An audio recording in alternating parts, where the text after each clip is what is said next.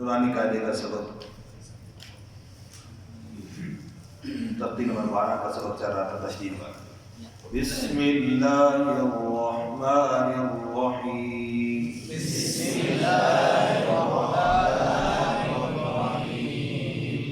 जी क्या पढ़ रहे थे जी? पहली बात इसके अंदर ये अर्ज करूँ कि जो कल आखिर में अर्ज की थी, इस तख्ती को पढ़ने के जो फ़ायदे हैं और जिन चीज़ों की मशक होगी वो क्या है, मखरज मालूम करने का फ़ायदा और सिफत मालूम करने का फ़ायदा, उसकी मशक और तशदीद पर ठहराव की मशक और हरकात की अदायगी की मारूफ और मजहूल के हवाले से उसकी पहचान, उसकी मशक, ये 4 फ़ायदे इस तख्ती को पढ़ने से हासिल होते हैं। इन 4 फ़ायदों को सामने रख कर पढ़ेंगे तो ये फ़ायदे सारे हासिल होंगे। ये बाकायदा ये जो एक्सरसाइज और वर्जिश करवाते हैं, कहते कितने काम हैं हम करते हैं, अगर हम उसको नियत करके हम करें ना, नियत तो उसका वही फ़ायदा हासिल होना शुरू हो जाता है। और अगर बगैर नियत नहीं करते तो पता ही नहीं चलता, उसका फ़ायदा नहीं हासिल होता। ठीक है जी।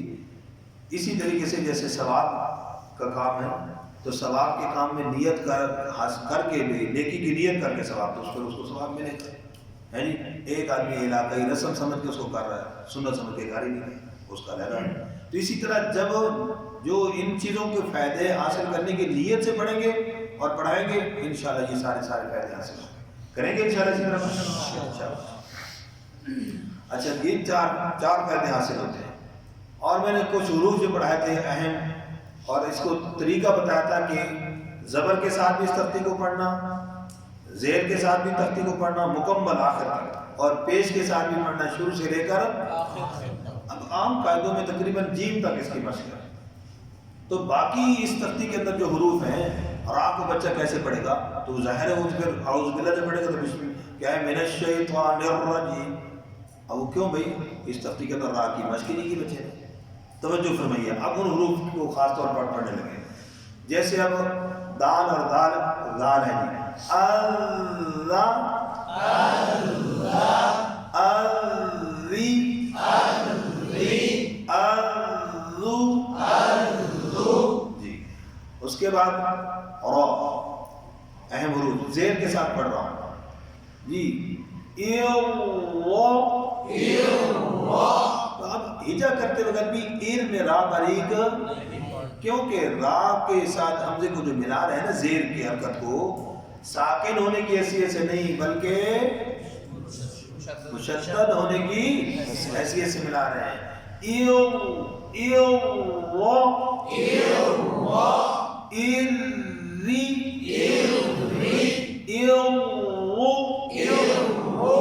ठीक है।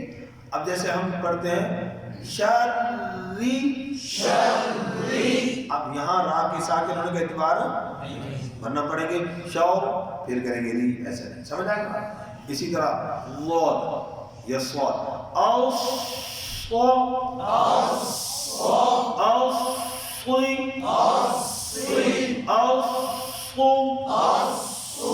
इसके अंदर एक गलती ज़ेर में पढ़ते हुए बस इस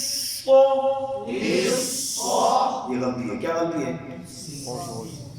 पहले को सीन, दूसरे को स्वाद, इस यूं नहीं बनेगा, इसलिए पहले भी स्वाद को ऊपर पढ़ना है।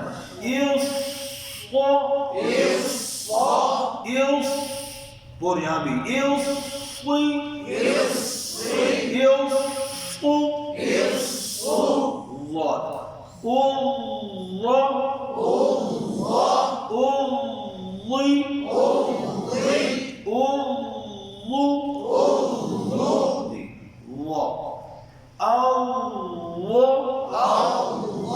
गलती कर रही फिर मोटा कर दी, तो मुकम्मल शुरू से आकर तक तवज्जो करें। ठहराव पूरा करें भी,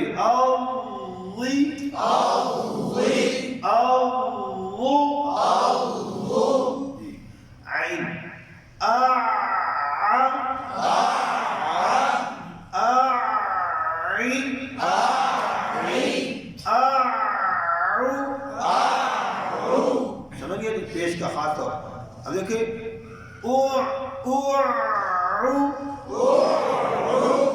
پیش پہ ہونٹ گول کیجیے گا. جیسے یدعو، اب یہاں عین کی مشق نہیں کی ہوتی. سورۃ ماعون میں بچے اکثر کیا پڑھتے ہیں؟ کئی جگہوں پہ یہ سننے کو موقع ملا. کیا فَذَلِكَ الَّذِي يَدُعُ الْيَتِيمَ. یدعو اب حافظ بن جاتے ہیں، یہ غلطی ہوتی ہے. میرے بھائی اس میں غلطی کی وجہ کیا ہے؟ بیس کمزور ہے، بنیاد. وہ نورانی کہتا ہے اس تختی کو پورا پڑھائیے گا بھائی. پڑھائیں گے انشاءاللہ. جی غائب جی. پھر اب اس پر توجہ دلاؤ. مخرج کا پیدا ہو رہا ہے اس میں، مخرج معلوم ہو رہا ہے، ٹھیک ہے. اور دوسرا یہ کیا ہو رہا ہے؟ آواز صفت بھی معلوم ہو رہی ہے. چھت پر ٹھہراؤ بھی ہو رہا ہے. بولے بچوں، چھت پر ٹھہراؤ بھی ہو رہا ہے اور حرکات بھی. جی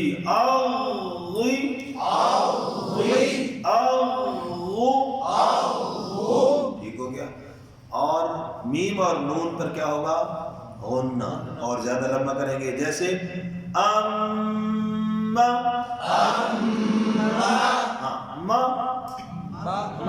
یہ آواز نہ کر جائے. امی می نہ ہو. امی ٹھیک ہے. اسی طرح واو اور یہاں میں غلطی کا زیادہ خدشہ کیا ہوتا ہے؟ ابا پڑھ دیتے ہیں، ابا. ٹھیک ہے. ابا ضرور ابا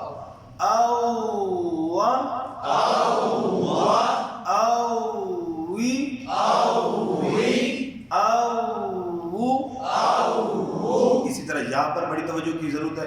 ایا یوں پڑھ جاتا ہے. چھت پر سختی نہیں بلکہ کیا ہوگا؟ بولے بچوں، ایا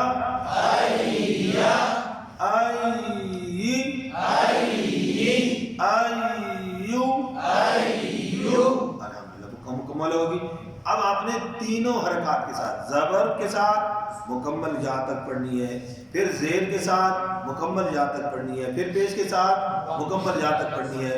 اور ایک مرتبہ اگر زیادہ دفعہ پڑھنے کی ضرورت نہیں ہے، ایک دفعہ بھی پڑھیں گے نا تو ایک حرف کو ایک مرتبہ ہجا کر کے جب مکمل پڑھیں گے تو کتنی مرتبہ پڑھی جائے گی؟ اس کی 15 مرتبہ ایک حرف پڑھا جائے گا. اب 15 مرتبہ اگر حرف مخرج کے مطابق درست پڑھا جائے پھر اس کے اندر غلطی کیسے رہے گی؟ ہوتا یہی ہے کہ وہ پڑھا تو 15 دفعہ جاتا ہے لیکن صرف 3 مرتبہ اس کو بچے اکثر صحیح پڑھتے ہیں، بعد میں پھر غلط پڑھتے ہیں، تو اس کی پھر غلطی جو ہے ظاہر غالب ہو جاتی ہے. اس طریقے سے مشق کرنے کی کوشش کریں.